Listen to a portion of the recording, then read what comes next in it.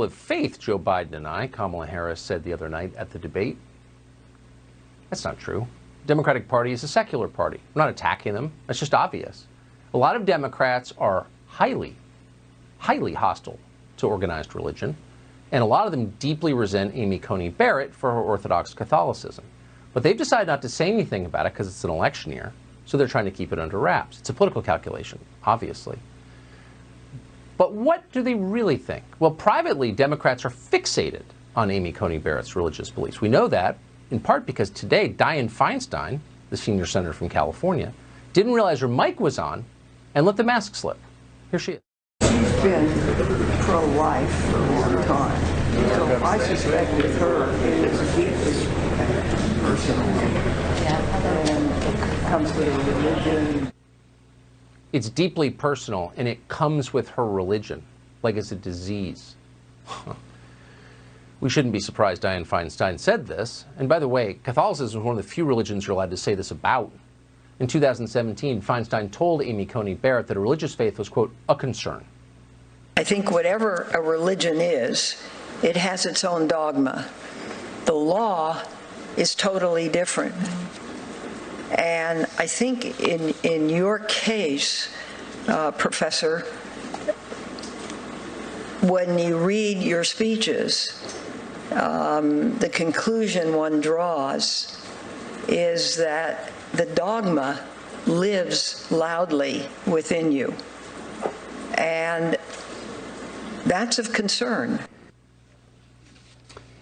The dogma lives loudly within you. Not the dog, the dogma lives loudly within you.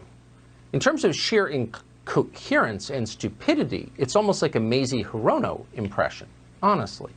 The big secret in Washington is that a lot of these people, dripping with credentials like third world generals and their medals, are actually not very bright. So what is Amy Coney Barrett really like? Ann Falgus has known her for a long time. She's been close friends with Amy Coney Barrett since college, and we're happy to have her on tonight. Ann, thanks so much for coming on. So it seems worse since we've gone through day after day of hearing, talking about Amy Barrett's legal philosophy, getting a sense of what she's like as a person, and since you've known her for decades, we thought we'd ask you.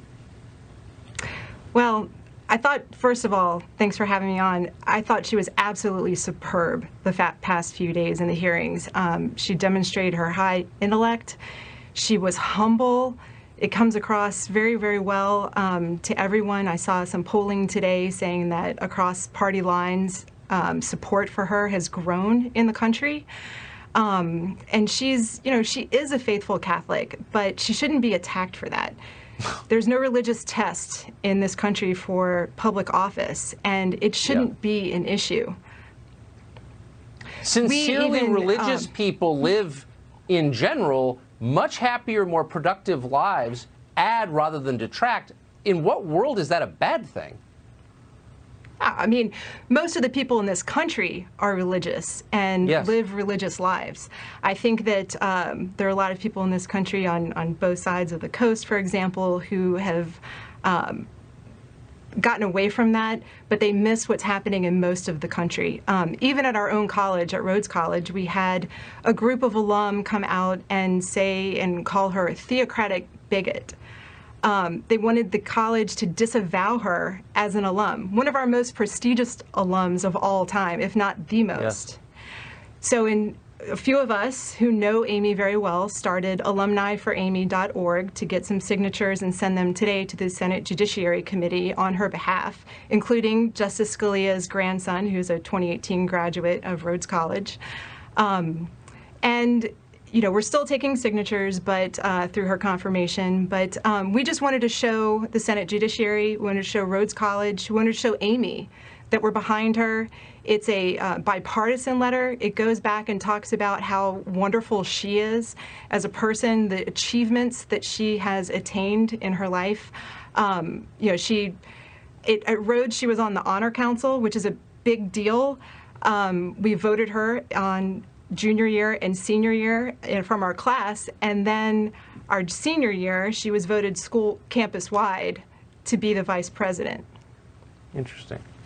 Well, she's continued on that trajectory. And thank you for that. Yeah. Great to see you tonight. That's hurtful Thank about you. college alums. Thank you. Well, when you vote, if you vote in person, the first